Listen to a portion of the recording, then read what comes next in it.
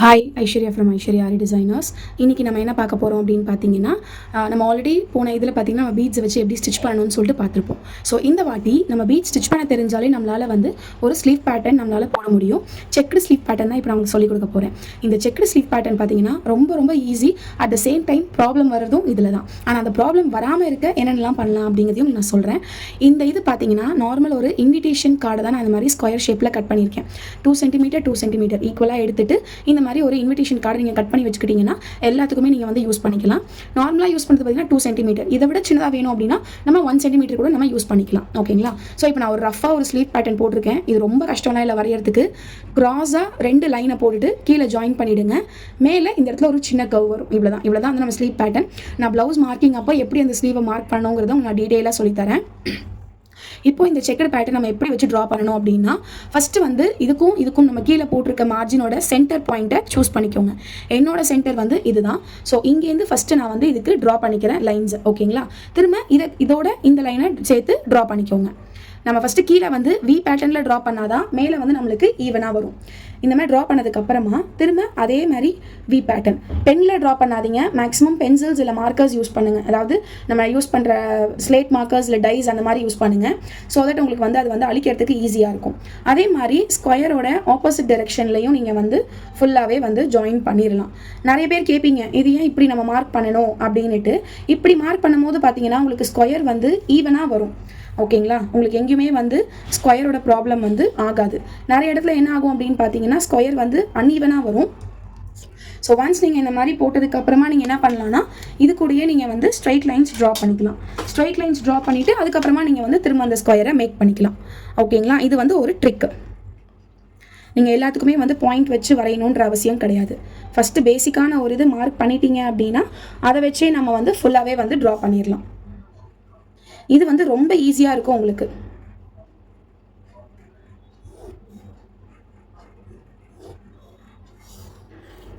So இப்போ திரும்ப இந்த இடத்துல இப்போ ஆல்ரெடி உங்களுக்கு மிச்ச இடத்துல ஸ்கொயர்ஸ் வந்துருச்சு. ஸோ திரும்ப இந்த இடத்துல வந்து இங்கே மார்க் பண்ணிக்கோங்க. ஸோ தட் இங்கே இருக்கிற ஸ்கொயருமே வந்துடும். பிகினர்ஸாக இருக்கிறவங்க இனிஷியலாக மார்க் பண்ணும்போது கொஞ்சம் பொறுமையாகவே மார்க் பண்ணுங்க. ஓகேங்களா? ஸோ உங்களுக்கு கன்ஃபியூஷன் ஆகாமல் இருக்கும். மெயின் நீங்கள் இங்கே கட் பண்ணுற ஸ்கொயரோட லென்த் தான் நீங்கள் எவ்வளோ இருக்குங்கிறத நீங்கள் செக் பண்ணுவீங்க. இது நான் சின்னதாக போட்டிருக்கறனால உங்களுக்கு வந்து எண்டிங் வந்து சரியாக வரல. பட் நம்ம ப்ளவுஸ்னு போடும்போது நம்ம மினிமம் வந்து இந்த மாதிரி நம்ம இதெல்லாம் போடும்போது மினிமம் 9 inches நம்ம வந்து ப்ளவுஸோட ஃபுல் ஸ்லீவ் இருந்தால் தான் நம்ம போடுவோம். ஷார்ட் ஸ்லீவுக்கு இந்த மாதிரி போடுறத மேக்ஸிமம் அவாய்ட் பண்ணுங்கள். சில பேர் ஷார்ட் ஸ்லீவ் கேட்டாங்கன்னா போட்டு கொடுக்கலாம், தப்பு கிடையாது. பட் 9 inchக்கு போடும்போது உங்களுக்கு அந்த பர்ஃபெக்டாக உங்களுக்கு வந்து வரும். ஸோ இது இப்போ எப்படி நம்ம வந்து ஸ்டார்ட் பண்ணலாம் அப்படின்னு பார்த்தீங்கன்னா, கீழே பார்டருக்கு வந்து நம்ம எப்படியும் வந்து ஒரு 1.5 inchலேருந்து 2 inch கேப் விட்டுருப்போம் நம்ம பார்டர்ஸ் கொடுக்கறதுக்கு. பார்டருங்கிறது ஒன்றும் கிடையாது. நம்ம வந்து நார்மல் செயின் பார்டர் கொடுப்போம் 4 லேயர்ஸில்.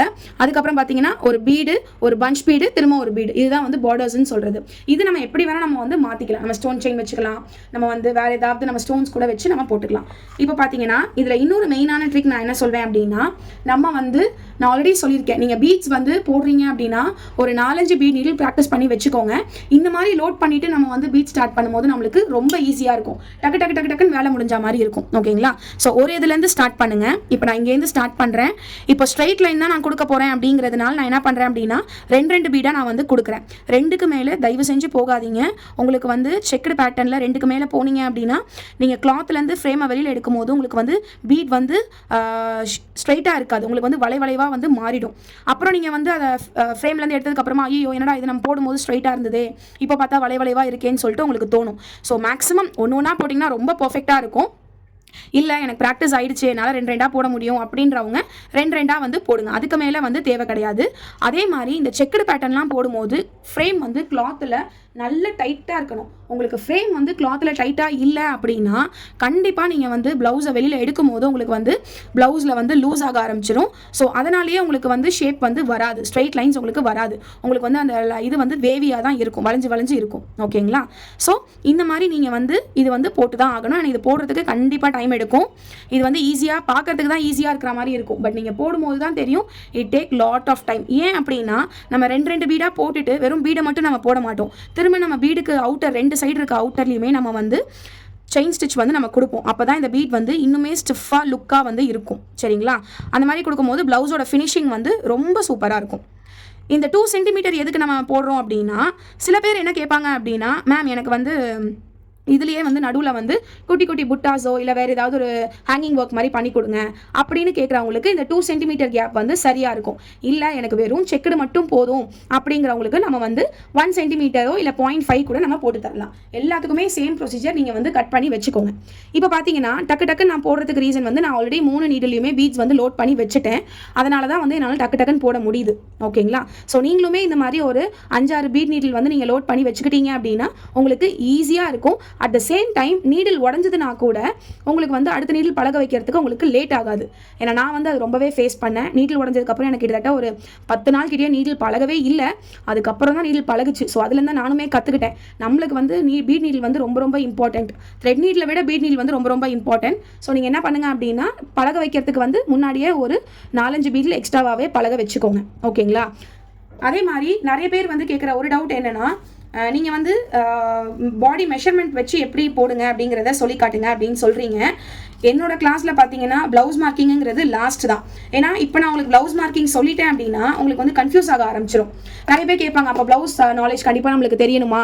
ஆனால் ஆரியில் ப்ளவுஸ் நாலேஜ் தேவையில்லைன்னு தானே எல்லாரும் சொல்கிறாங்கிறதெல்லாம் கிடையாது. கண்டிப்பாக ப்ளவுஸ் நாலேஜ் வந்து இம்பார்ட்டன்ட். அந்த ப்ளவுஸ் நாலேஜ் இருந்தால் தான் உங்களால் டிசைனே போட முடியுங்கிறது தான் என்னுடைய ஒரு இது. அது எப்படிங்கிறது நான் உங்களுக்கு சொல்லி கொடுத்துட்றேன். ஓகேங்களா? இப்போ நான் கரெக்டாக இங்கே எண்டோடு நான் முடிச்சுட்டேன். இப்போ திருப்பி நான் என்ன பண்ணுறேன் அப்படின்னா இந்த இதில் நான் ஸ்டார்ட் பண்ணுறேன். ஓகேங்களா? ஸோ இந்த மாதிரி நீங்கள் வந்து கம்ப்ளீட்டாக எல்லா ஸ்கொயர்ஸ்க்குமே நீங்கள் வந்து ஃபினிஷ் பண்ணிவிடுங்க.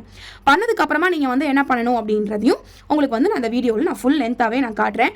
மறக்காமல் வீடியோ வந்து ஸ்கிப் பண்ணாமல் பாருங்கள். ஏன்னா நடுவில் நான் வந்து என்ன டிப்ஸ் கொடுக்குறேன், என்ன வந்து எப்படி அதை யூஸ் பண்ணுறதுன்னு சொல்கிறேங்கிறது நிறைய பேருக்கு தெரியாது.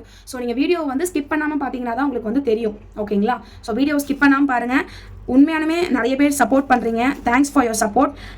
இன்னுமே நிறைய பேர் வந்து சப்ஸ்கிரைப் பண்ணாமல் பார்த்துட்ருக்கீங்க. ஸோ ஒரு சின்னதாக ஒரு சப்ஸ்கிரைப் பண்ணிவிட்டு ஒரு லைக் பட்டன் தட்டி விட்டுருங்க. அடுத்தடுத்த வீடியோஸ் நிறைய பேர் வந்து ப்ரூச்சஸ் உங்களுக்கு தெரியுமா, பண்ணுவீங்களா அப்படின்னு கேட்டிருந்தீங்க. ப்ரூச்சஸ் கிளாஸ்லாம் நான் எடுக்கலை. பட் ப்ரூச்சஸ் வந்து ரொம்ப ஈஸி தான். அது கற்றுக்கிறது வந்து அவ்வளோ பெரிய கஷ்டம்னு நான் சொல்ல மாட்டேன். பட் அது ஈஸி தான். நான் அடுத்த ஒரு ப்ளூச்சஸ் ப்ளவுஸும் உங்களுக்கு நான் ஒன்று பண்ணி காட்டுறேன். ஓகேங்களா? பண்ணுறோம். இங்கேயும் ஸ்டார்ட் பண்ணும் போதும் அதே ப்ரொசீஜர் தான். நம்ம வந்து எவ்வளோக்கு எவ்வளோ நம்ம நெருக்கமாக போடுறோமோ அவ்வளோக்கு அவ்வளோ நம்மளுக்கு வந்து பீட் வந்து நம்மளுக்கு எங்கேயுமே நகராது. ஸோ நீங்கள் போடுறது ஸ்டிஃபாக போடுங்க. ஓகேங்களா? மற்றபடி இந்த ஸ்லீவ் பேட்டர்ன் வந்து ரொம்ப ஈஸியான ஸ்லீவ் பேட்டர்ன். அதே மாதிரி இந்த ஸ்லீவ் பேட்டர்ன் யாருக்கு நம்ம போட சொல்லி நம்ம ரெக்கமெண்ட் பண்ணலாம் அப்படின்னு பார்த்தீங்கன்னா, ரொம்ப குண்டாக இருக்கிறவங்களுக்கு தயவு செஞ்சு இந்த ஃபுல் செக் ஸ்லீவ் பேட்டர்ன் சொல்லாதீங்க. ஏன்னா அவங்களை இன்னுமே அது வந்து ரொம்ப குண்டாக காட்டும். ஸோ ஒல்லியாக இருக்கிறவங்க, எனக்கு கையெல்லாம் ரொம்ப ஒல்லியாக இருக்குது அப்படிங்கிறவங்களுக்கு இந்த செக்டு ஸ்லீவ் பேட்டர்ன் வந்து ரொம்ப அழகாக இருக்கும் அண்ட் கிராண்டாகவும் இருக்கும். ஓகேங்களா? ஸோ இந்த மாதிரி செக்டு ஸ்லீவ் பேட்டர்னோட ஸ்டார்டிங் ப்ரைஸே பார்த்தீங்கன்னா 1000லேருந்தே இருக்குது. இதே ஹாஃப் ஸ்லீவாக கேட்குறாங்கன்னா ஒரு 800 நம்ம வந்து போட்டு கொடுக்கலாம். ஓகேங்களா? ஸோ அந்த மாதிரி தான் நம்ம வந்து இதுக்கு வந்து நம்ம பட்ஜெட் வந்து ப்ரைஸ் வந்து ஃபிக்ஸ் பண்ணிக்கலாம். ஸோ 1000க்கு போடும்போது நீங்கள் தாராளமாக 9 இன்ச் 8 இன்ச் அவங்க கையோட ஸ்லீவோட ஹாஃப் ஸ்லீவுக்கு நம்ம வந்து கண்டிப்பாக இந்த மாதிரி நம்ம வந்து போட்டு கொடுக்கலாம். அண்ட் நடுவில் வந்து நீங்கள் என்ன பண்ணலாம் அப்படின்னா, நடுவில் ரொம்ப பிளைனாக இருக்குது அப்படின்னு கஸ்டமர் சொன்னாங்க அப்படின்னா, அவங்க சாரியோட கான்ட்ராஸ்ட் கலர் இருக்கும் இல்லையா? இப்போ ப்ளவுஸு க்ரீன் இருக்குது அப்படின்னா சாரி வந்து ரெட்டோ பிங்கோ இல்லை என்ன கலர் வேணால் இருக்கலாம். அந்த கலரோட ஸ்டோனை வந்து பேஸ்ட் பண்ணவாங்கிறத கேட்டுக்கோங்க. கஸ்டமர் வந்து ஓகே எனக்கு வந்து ஸ்டோன் வந்து நீங்கள் வச்சு கொடுத்துருங்க, நடுவில் பார்க்க இன்னும் அழகாக இருக்கும் அப்படின்னாங்கன்னா ஸ்டோன் பேஸ்ட் பண்ணி நீங்கள் வந்து பண்ணி கொடுத்துடலாம். சில கஸ்டமர் எனக்கு ஸ்டோன்லாம் வேணாம், நீங்கள் நடுவில் சின்ன புட்டாஸ் மாதிரி போட்டு கொடுத்துருங்க அப்படின்னாங்கன்னா 3mm பஞ்ச் பீட் நடுவில் வச்சுட்டு அதுக்கப்புறமா நீங்கள் வந்து நான் சுற்றி ஒரு சுகர் பீட் அவுட்லைன் கொடுத்துட்டீங்க அப்படின்னா உங்களுக்கு ரொம்பவே அழகாக இருக்கும். மெயினாக நம்மளுக்கு பார்த்தீங்கன்னா இந்த கீழே வந்து வி பேட்டர்ன் வந்து கண்டிப்பாக நீங்கள் வந்து ஜாயின் பண்ணி இருக்கணும். ஓகேங்களா? வி பேட்டர்னில் ஜாயின் பண்ணால் மட்டும்தான் உங்களுக்கு அது பார்க்க நல்லாயிருக்கும். இல்லைனா கண்டிப்பாக அது வந்து ஆடாக தான் தெரியும். ஸோ நீங்கள் ஜாயின் பண்ணும்போது கண்டிப்பாக வி பேட்டர்னில் ஜாயின் பண்ணுறீங்களான்னு பார்த்துக்கோங்க. இல்லைனா வி பேட்டர்ன் வரா மாதிரி ஜாயின் பண்ணுங்கள். இப்போ இதில் பார்த்தீங்கன்னா ஒரு பீட் வந்து எனக்கு வந்து எக்ஸஸாக தள்ளி போட்டிருக்கேன் நான். ஸோ நான் என்ன பண்ணுறேன் அப்படின்னா இதில் நான் எப்படி அட்ஜஸ்ட் பண்ணுறேங்கிறத பார்த்துக்கோங்க. இப்போ இதில் பார்த்தீங்கன்னா வி பேட்டர்ன் வந்து கரெக்டாக இல்லை. ஓகேங்களா? ஸோ நான் என்ன பண்ணுறேன் அப்படின்னா ஒரு இது வந்து கீழே தனியாக பஞ்ச் பண்ணி நான் எடுத்துகிட்டு இந்த இடத்துலையே ஒரு பீடை போட்டு நான் வந்து லாக் பண்ணிடுறேன். லாக் பண்ணிவிட்டு திரும்ப நான் என்ன பண்ணுறேன்னா அந்த பீடை வந்து அப்படியே ஒரு ரவுண்ட் சுற்றிட்டு நான் வந்து ஸ்டார்ட் பண்ணுறேன்.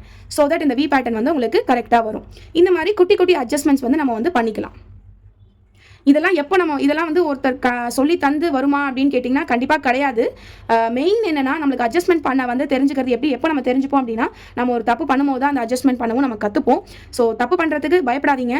தப்பு பண்ணால் தான் நம்ம வந்து கற்றுக்க முடியும். அதனால் இந்த மாதிரி குட்டி குட்டி அட்ஜஸ்ட்மெண்ட்ஸ் நம்மளால் பண்ண முடியும். அதுக்குன்னு டிசைனையே நம்மளால் டோட்டலாக வந்து மாற்றி அட்ஜஸ்ட்மெண்ட்லாம் பண்ண முடியாது. அந்த மாதிரிலாம் பண்ணக்கூடாது. ஒரு சில இது இப்போ இந்த இடத்துல என்னால் வந்து பண்ண முடியலை அப்படின்ற சமயத்தில் நான் என்ன பண்ணுறேன் அப்படின்னா, நான் கீழேருந்து ஒரு லூப் எடுத்துகிட்டு நான் இந்த இடத்துல வீப் கவரேஜை நான் கொண்டு வரேன். அதுக்காக என்ன பண்ணுறேன்னா ஒரு பீடை போட்டுட்டு நான் வந்து கவரேஜ் நான் கொடுத்துக்கிறேன். ஓகேங்களா? ஸோ இந்த மாதிரி நீங்கள் வந்து கவரப் கண்டிப்பாக பண்ணிக்கலாம், தப்பு கிடையாது.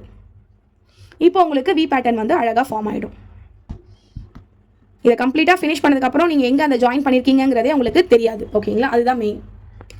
நல்லா டைட்டாக பண்ணியிருந்தீங்க, ஃப்ரேமில் ஃபிக்ஸ் பண்ணியிருந்தீங்க அப்படின்னா உங்களுக்கு எங்கேயுமே வந்து இது வந்து வளைவாக வராது. அட் த சேம் டைம் உங்களுக்கு வந்து எந்த ஒரு கர்வ்னஸும் உங்களுக்கு வந்து கொடுக்காது. இதுக்கு ரெண்டே சொல்யூஷன் என்னென்னா, கிளாத்தை நல்ல ஃப்ரேமில் டைட்டாக ஃபிக்ஸ் பண்ணுங்கள். பீடை வந்து 2க்கு மேலே ஜாயின் பண்ணாதீங்க. 3 போட்டிங்கன்னா கண்டிப்பாக உங்களுக்கு வளைவாக வந்துடும். ஓகேங்களா? ஸோ இதை ஃபாலோ பண்ணிவிட்டு எப்படி இருந்ததுன்னு மறக்காமல் கமெண்ட்டில் சொல்லுங்கள். நெக்ஸ்ட் என்ன வீடியோ போடலாங்கிறதையும் நீங்கள் சொல்லுங்கள். உங்கள் டவுட் ஏதாவது இருந்தால் கண்டிப்பாக நான் கிளாரிஃபை பண்ணுறேன். ஓகேங்களா? தேங்க்யூ. பபாய்.